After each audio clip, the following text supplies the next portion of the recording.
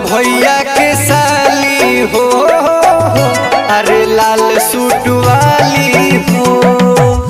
हमरा भैया के साली हो, अरे लाल सूट वाली हो।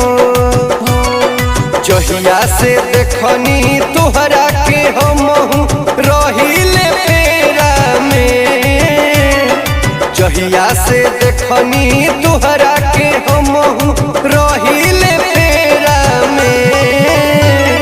कबो तू मौका निकाली के मिले आ जाना डेरा में, कबो तू मौका निकाली के मिले आ जाना डेरा में।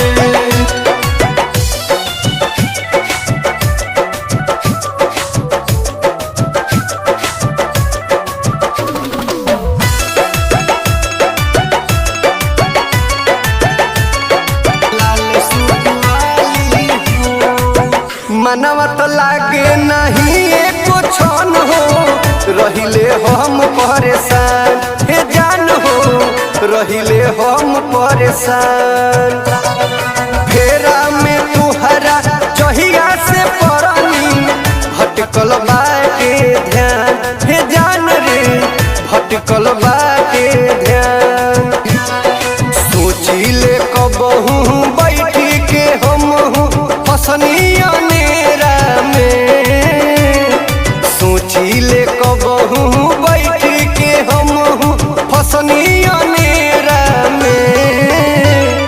कबो तू मौका निकाली के मिले आ जाना डेरा में, कबो तू मौका निकाली के मिले आ जाना डेरा में।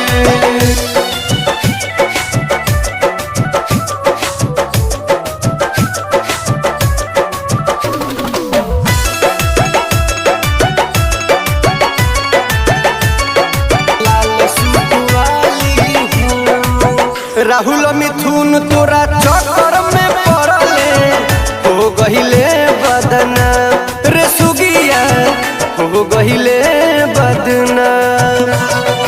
रवि रितेश के तो अपन बना के खूब बढ़वले सान रे सोनावा, तेहू बढ़वले सान। ओपी से आम रोज नहीं